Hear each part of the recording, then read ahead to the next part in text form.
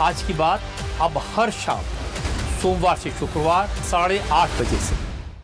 नहीं, गाली दी, मैं तो लाइव सुन रहा था उनको। अब गाली सुनिए तो मराठी में से 4 शब्द समझ में आते हैं, 4 नहीं समझ में आते, हम तो हिंदी भाषी लोग हैं, लेकिन गाली हिंदी वाली थी। तो साफ साफ बता रहा हूँ आपको, मुझे ये क्या किया इन्होंने। फिर जब उन्होंने बोला कि एडिट मत करना तो फिर कंफर्म हो गया भाई, इसका मतलब ये खबर, तो इस खबर की मतलब पुष्टि तो संजय राउत ने कर दी है। ये तो पुष्टि है ही ना। जब संजय राउत ये बोल रहे हैं कि 15 करोड़ रुपया हर, ये उनकी भाषा है कि 15 करोड़ रुपया हर जो है सांसद को दिया गया है, 15 करोड़ टोकन। अब जो भी है, अब मेरे को नहीं पता कि टोकन वो तो सांसदों को या संजय राउत अच्छा ये टोकन है, वो बोल रहे हैं, वो बोल रहे टोकन है। 15 करोड़ का कहा तो इस पे महिला मोत्रा ने ट्वीट किया कि ओनली 15 करोड़, हमारे यहाँ तो 25 करोड़ दिया गया और हर साल 5 करोड़ का या 1 करोड़ का हर महीने देने की बात की गई है। तो उस पे उन्होंने कहा कि ये टोकन है। सब कुछ ठीक है। एक तो ये बात है कि अगर 5 सांसद हुए ये टूट नहीं पाएंगे, 6 तो चाहिए, 6 चाहिए, और 6 भी चाहिए तो उनको मर्ज होना पड़ेगा, सेपरेट गुट नहीं बना सकते। वो उन्होंने क्लियर कर दिया कि भाई वो तो उनको शिवसेना से शिवसेना में आना पड़ेगा, मतलब अदरवाइज सजा चल जाएगी। लेकिन ये बात बहुत अजीब है कि ये जब आरोप लगते हैं सांसदों पे कि पैसा लिया, अब लिया या नहीं लिया मैं उसकी पुष्टि नहीं कर सकता, लेकिन सांसदों ने कि पैसा लिया। संजय राउत ने 1-2 और भी आरोप लगाए हैं कि किसी को धमकाया गया कि उसके केस में जो है कि एक सांसद को ये कहा कि तुम्हारे पिताजी के मर्डर का केस चल रहा है, उसमें अगर फेवरेबल फैसला चाहिए तो आ जाओ।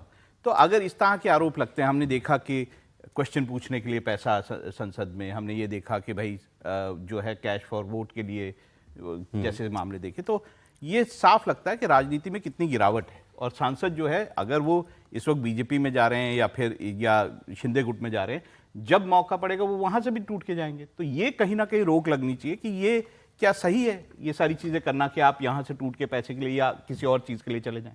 पहले तो ये नियम भी नहीं था दल बदल वाला, उसी को रोकने के लिए ये बना है। अब इसमें इसके जो प्रोविजन है उसके हिसाब से आप सब हो रहा है। 2/3 कर दिया, 1/3 को उसको 2/3 2/3 किया। लेकिन मैं वही कह रहा हूं कि देखिए राजनीति में नैतिकता वगैरह पर बहस बंद कर देना चाहिए भाई। अगर रेवंत रेड्डी केसीआर के विधायकों को करते हैं तो हम लोग तो चर्चा भी उतनी नहीं करते हैं।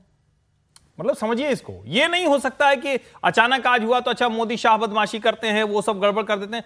आप या तो नियम बनाइए कि कोई नहीं करेगा। और मैं तो बार बार कहता हूं, क्यों इन पार्टियों की तरफ से जिनके नेता टूटते हैं वो भी ये अभी तक क्या कोई लेकर आया है कि भाई अगर कोई पार्टी बदलेगा तो उसकी सदस्यता रद्द, चाहे 2/3 हो चाहे पूरी पार्टी हो। यही लोग बोले, जिस सिंबल पर आप लड़े अगर दूसरा सिंबल आप पकड़ रहे हैं तो आपकी सदस्यता चलिए ये तो फिर वो, लेकिन ये सबके लिए हो लेवल प्लेइंग। नहीं फिर जब भाजपा में जाए तब नहीं होगा। अभी जिस काम के लिए ये सारे कृत्य हो रहे हैं, वो 2/3 टारगेट 360 तो उस पर करनी चाहिए।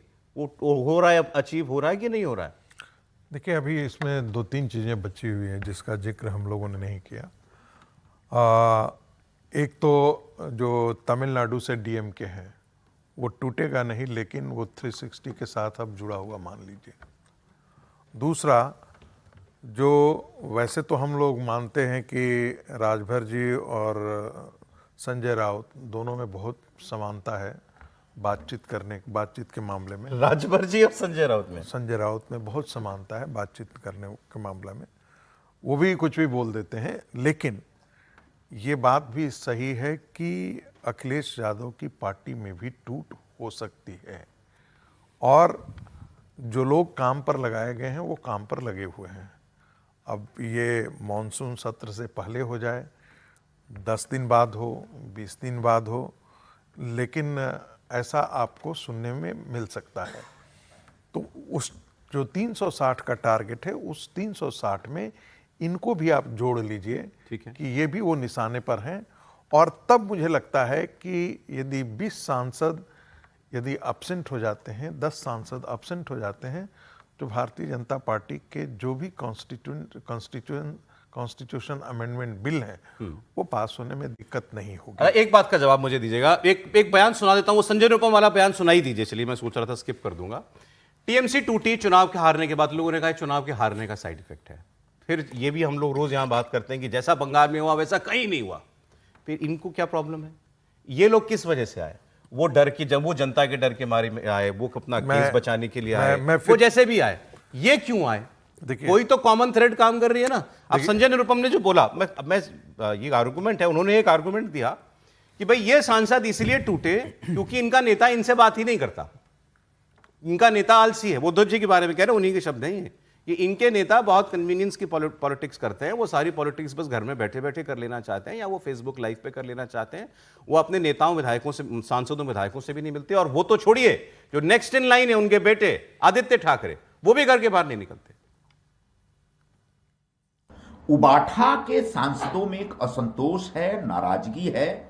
उबाठा के विधायकों में भी नाराजगी है, असंतोष है, और इस वजह से उनके नेतृत्व के प्रति जो उनकी अनास्था है, जो अविश्वास है, उसकी वजह से उनमें एक छटपटाहट है और बेचैनी है। संजय राउत जैसे लोग जो कल तक अपने सांसदों के लिए प्रेम और आदर की भाषा का इस्तेमाल करते थे, आज अपने सांसदों को गाली देने लगे। कल शाम होते होते तो अपने सांसदों को उन्होंने बिकाऊ तक बता दिया। तो अब मुझे बताइए, तृणमूल वाले तो जनता के डर से टूटे, तो ये क्यों टूटे? देखिए, टूटने में दो तरह की चीज़ें काम करती है। एक तो तोड़ने वाला होना चाहिए, एक और टूटने वाला होना चाहिए। इन दोनों का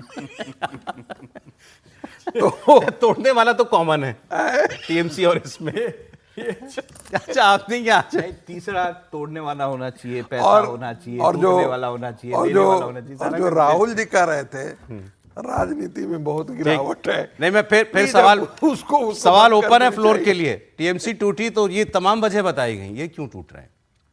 सर देखिए, कोई इसको स्वीकार करे या ना करे, लेकिन किसी भी पार्टी, किसी भी नेता के कहीं रहने न टूटने का दो ही आधार होता है। पहला पावर, उससे बड़ा कोई आधार नहीं होता है। और अगर उससे बड़ा कोई मजबूत आधार होता है तो उसको कहते हैं आइडियोलॉजिकल कमिटमेंट।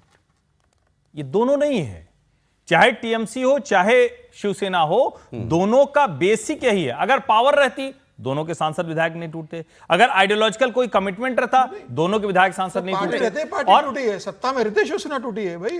एकनाथ शिंदे के पास 5-5 मंत्रालय थे, नहीं, उप मुख्यमंत्री का दर्जा था, उसके बाद पार्टी तोड़ी उन्होंने विचारधारा को लेकर। अगेन, और विचारधारा भी है इनके पास। Again you are trying to confuse your but audience. Tripathi ji, इनके डोंट डू दिस। मैं याद दिलाता हूं, इनके पास विचारधारा है।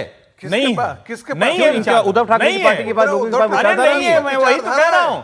जिस दिन अफजल खां के मजार पर जाने वाले लोगों के पास विचारधारा रह गई जिस है। दिन सोनिया जी के यहाँ जाकर वो सेकुलर वाला सर, महबूबा समझौता के कर लिया सरकार बनाने मुख्यमंत्री का बनने के विचारधारा लिए, रहती है। उसी दिन विचारधारा खत्म उसका हो भी गई, जवाब उसी दूंगा, दिन रहती खत्म है। हो गई। और जब आप जो समीर जी कह रहे हैं तो इनको याद दिला, यार इनको सब रहता है, बदमाशी करते हैं। क्या कहा था शिंदे जी ने? चले, हमारे पीछे जो ताकत है ना, उसको ध्यान करिए। आपके पीछे बहुत बड़ी ताकत है। चलिए।